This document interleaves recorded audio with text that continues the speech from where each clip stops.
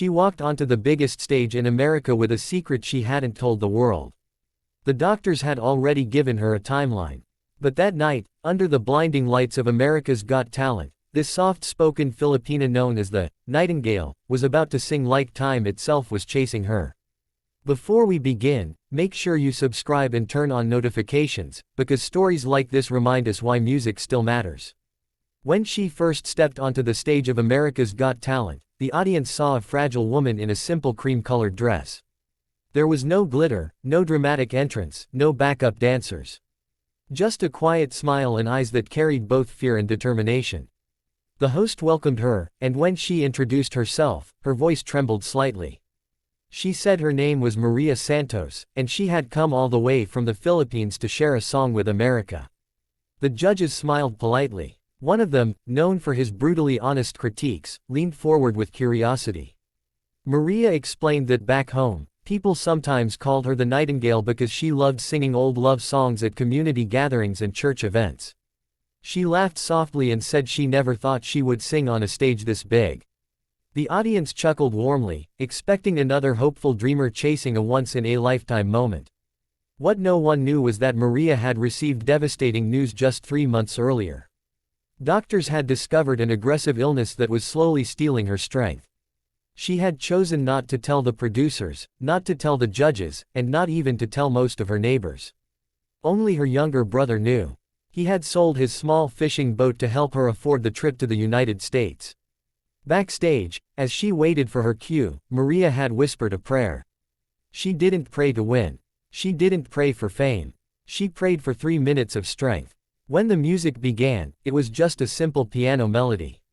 The first note she sang was soft, almost fragile. A few people in the audience shifted in their seats. But then something happened. On the second line, her voice opened up like a sunrise breaking through thick clouds. It wasn't just powerful, it was pure, clear, controlled, emotional. Every word carried weight, as if she were pouring pieces of her life into each lyric. The camera cut to the judges. Their expressions changed from polite interest to stunned focus. The audience fell completely silent. It felt like the entire theater was holding its breath. As she reached the chorus, her voice soared effortlessly, filling the room with a sound that felt both heavenly and heartbreakingly human. There was a crack in her tone, not from weakness but from emotion. Tears welled up in her eyes, but she didn't stop. Instead, she pushed forward, delivering the final note with a strength that seemed impossible for someone so physically delicate. The theater erupted in applause before the music even fully faded. People stood on their feet. Some wiped their tears. One of the judges covered her mouth in disbelief. Then came the twist no one expected.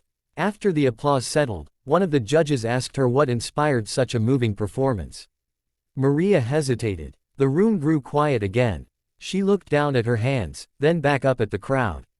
Her voice was steady this time as she explained that she had recently been diagnosed with a serious illness. She said she didn't know how much time she had left, but she knew she didn't want fear to be the last thing that defined her life. The audience gasped. The camera zoomed in on faces in the crowd, people visibly shaken by her honesty. She explained that she had watched America's Got Talent for years on a small television in her village. She had always imagined what it would feel like to stand on that stage. When she got sick, she realized dreams don't wait. She said she didn't want to leave this world without trying. The toughest judge on the panel leaned forward, his voice softer than usual.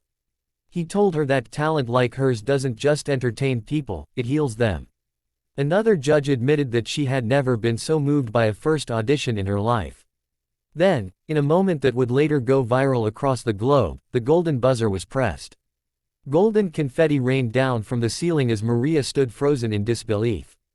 The audience screamed. The judges stood and applauded. She covered her face with her hands, overwhelmed by the magnitude of the moment. But the story did not end there. As her audition clip spread online, millions watched and shared it. People from New York to California, from Texas to Florida, called her the bravest voice in America. Donations began pouring in to help with her medical treatment. A hospital in Los Angeles offered to review her case. Yet just as hope seemed to rise, another twist shook her journey. During rehearsals for the live shows, Maria's health took a sudden turn. She collapsed backstage one afternoon, alarming producers and crew members. She was rushed to the hospital.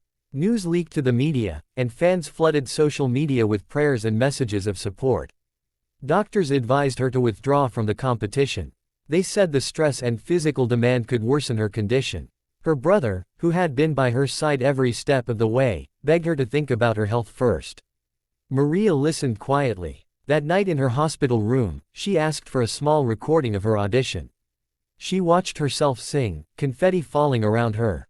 She saw joy in her own eyes, something she hadn't seen in months. The next morning, she made a decision that stunned everyone. She would return to the stage. When she appeared for the live semifinals, the audience rose to their feet before she even sang a note.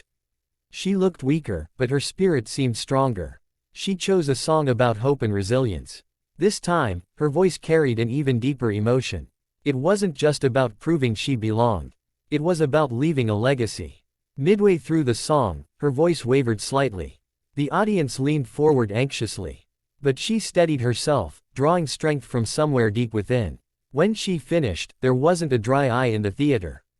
Although she didn't win the grand prize that season, something far greater happened. Her performances became symbols of courage. Major talk shows invited her. Musicians offered collaborations. A renowned vocal coach volunteered to work with her. Then came the most heartbreaking twist of all. A few months after the show ended, Maria's condition worsened significantly.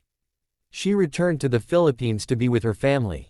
In her final days, she recorded one last song from her childhood bedroom, her voice softer but still unmistakably beautiful.